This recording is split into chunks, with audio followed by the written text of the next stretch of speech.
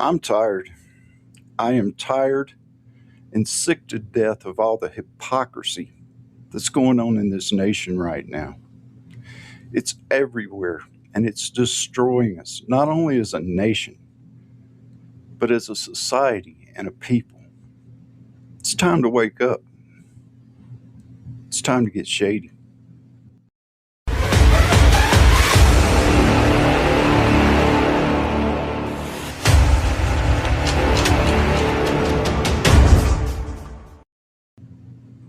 Hello there, everybody. Welcome back to the channel.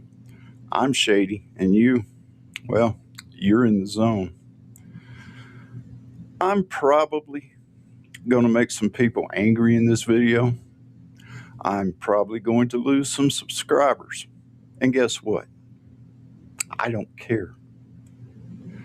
I don't care because I'm going to drop some truth bombs on you today. And you can get angry at me. You can go ahead and click off the video. But I'm going to roll a mirror out in front of you. And I'm going to force you to take a long, hard look at yourselves on all sides of the political spectrum, because the people in this country are selling their souls. They're throwing away their humanity, their self-esteem, and their hearts to toe a political line or to support a political rhetoric that, in truth, they don't really agree with or believe in everything it stands for. But they have been convinced by so-called leaders to support it for what they've been told would be a righteous or just result. The end justifies the means, so to speak. The last and many of the State of Union addresses have been perfect examples. We watch and we witness one side of the aisle absolutely refuse to stand and acknowledge the grieving mother of a young, beautiful immigrant woman who was savagely attacked and brutally murdered on a train by a thug, a mentally unstable criminal who had been in prison for his past, who should have been in prison for his past crimes instead of on that train in the first place. The Democrats with their cute little Ukrainian flag lapel pins, liberals who plaster the Ukrainian flag all over their social media while posting that they stand with Ukraine, and they riot in the streets attacking law enforcement using the excuse that they support immigrants. And yet not one of them can stand and show compassion for a woman who embodies every single one of those ideals. Just like they couldn't acknowledge Lincoln Riley's grieving mother, or a 13-year-old boy fighting cancer, or a service member whose legs were severely injured, almost destroyed, performing his duties in the service of his country. You honestly mean to tell me that none of those people felt any sort of sympathy, any sort of compassion for those people? And to be honest with you, the other side of the aisle isn't much better. It's just a different direction. The president just opens his mouth to speak, and before he even says a word, they're on their feet like they got springs under their butts, clapping their hands like trained seals in a circus. They're united. They're strong until someone like Marjorie Taylor Greene comes along. Greene's been an unfailing MAGA Trump supporter since the get-go. She was bashed and demeaned by the other side, but she held on staunchly supporting Trump until she didn't.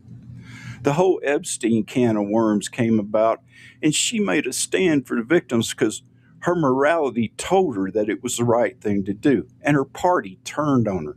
The conservative media turned on her. She was criticized, called names by her own party.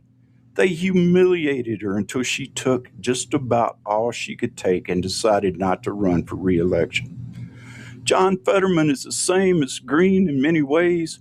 Fetterman had a stroke, and during his campaign against Dr. Oz, a MAGA Republican, his feet were dragged across the coals by the conservatives. His mental and physical capabilities were relentlessly scrutinized. The liberals defended him with every breath they had, and Fetterman won. And as he began his elected duties, something really amazing began to happen. He began to heal. He began to speak from his heart. He began to let his convictions and his common sense shine through. He supported Israel. He supported law enforcement. He condemned the anti-ICE riots. He became, or he was all along, a moderate.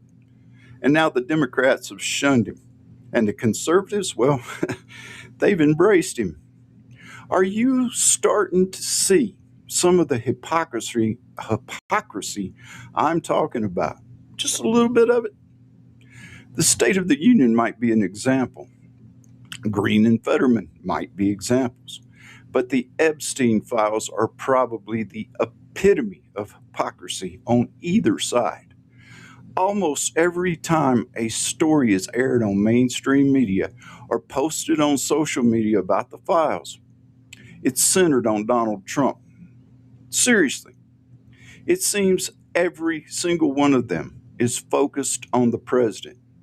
We're talking from made up false narratives to either AI generated or very poorly done cut and paste photos. The crosshairs are firmly planted on Trump.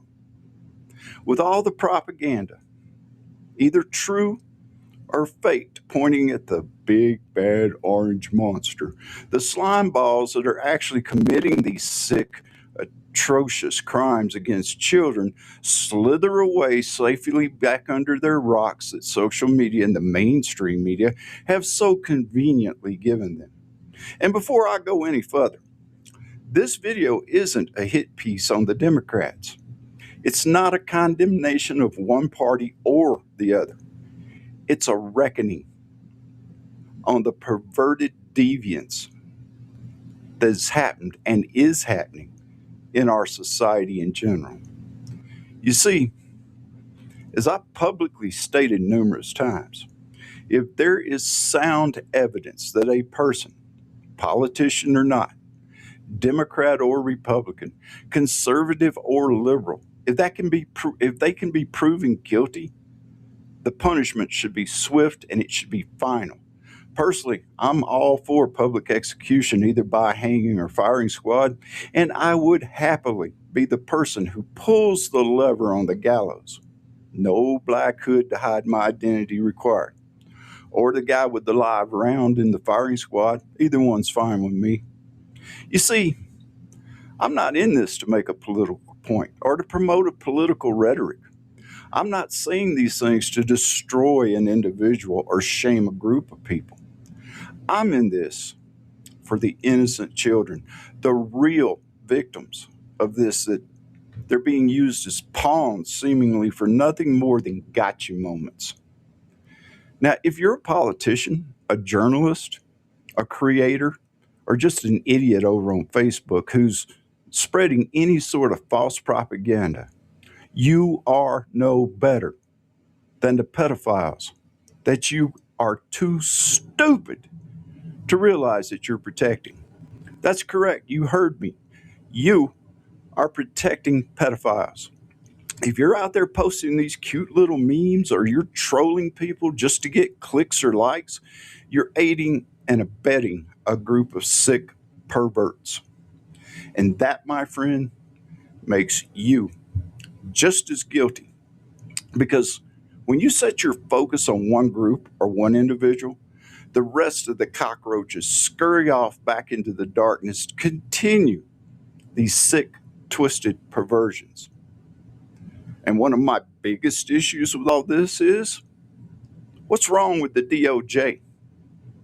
Under Trump's authority, over 3.5 million more of these files have been released.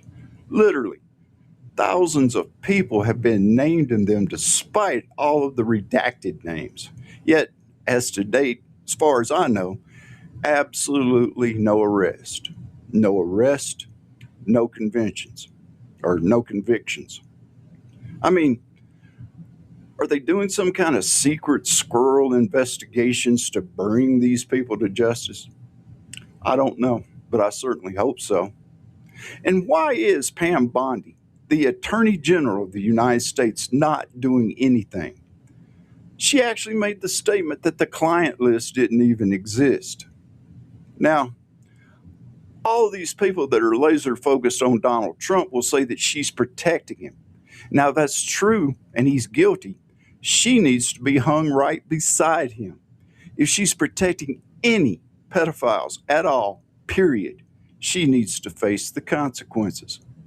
Likewise, Howard Lutnick, one of Trump's favorite guys, the United States Secretary of Commerce, a multi-billionaire, has photographs in the files of himself on Epstein Island. If proven he was wrapped up in it, same crime, same punishment.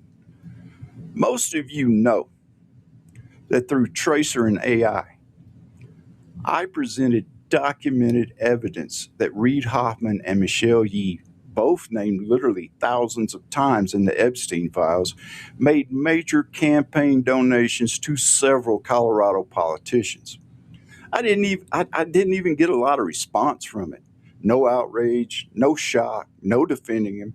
The pushback I did receive was some of the lamest, dumbest, grasping for straws responses I've ever heard. Some said such asinine things as they don't know anything about the donors, or how could they know where the money came from? Let me tell you something, Scooter. If you're running for an elected office and your campaign committee doesn't know who and where the money's coming from, you should either get another campaign committee or get out of politics altogether right now. Let me explain something to you about crooked donors and crooked lobbyists. They are just like convicts in a prison. If an inmate does something for a staff member, let's say he snitches on another inmate out of the goodness of his heart over some minor infraction, that convict believes in his mind that that staff member now owes him something, and he's done it exactly for that purpose. He may then violate some minor rule himself, and when the staff member catches him, he'll say something like, "Hey, boss, remember last week when I told you about fill in the blank?" And if the staff member lets it slide, they're hooked, and that inmate will milk that staff member dry until he has no more use for him, and then he will sell him out. I've seen it happen multiple times in a 23-year career, and that is exactly what people like Reid Hoffman, Michelle Yee, and others will do. Remember when I gave you that $2,000 for your campaign? And it will grow from there. Why do you think Epstein kept such extensive records of all of his dealings with rich and powerful people? Why do you think Trump broke all ties with him and tipped off the police on him years ago, decades ago?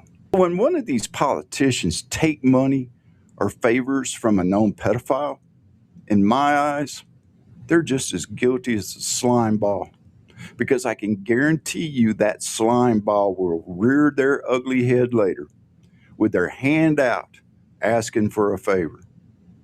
So I guess the question that we should ask ourselves is, how long are we going to continue to be hypocrites? How long are we going to march in lockstep with a political party and go along with things that we really don't agree with, just for the sake of keeping that party in power? How long will our conscience allow us to defend criminals and perverts just to keep crooked politicians safe while they continue with their debauchery and make themselves rich? The only victims in any of this are the children. Do we defend the innocent? Do we seek justice for the victims? Or do we make excuses for the perpetrators of all this evil because of our political affiliation? You should know by now where I stand on this. I don't stand for either Republicans or Democrats on this.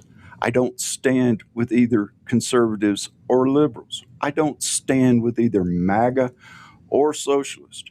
I don't stand for any of those. I don't care what letter you have behind your name. I stand for the children. And if I find out that anyone is involved in any of this, I will come after you. I will expose you. I will be tenacious. I will be vicious. And I will do everything in my power to ruin you, to disgrace you, and to bring you to justice. Now, people tell me that at the end of a video, you're supposed to do what's called a call for action. You're supposed to point up at a subscribe button or point up at a little bell, and you're supposed to ask for thumbs up or a comment. Well, here's my call to action, y'all. Y'all take care of yourselves and each other. And when I say each other, I'm thinking about the children, taking care of the innocents. God bless every single one of you, and may He bless you with the wisdom and the discernment and the courage to do the right thing. Y'all can stay shady and still shine a light in a really, really dark world. Till next time, take care.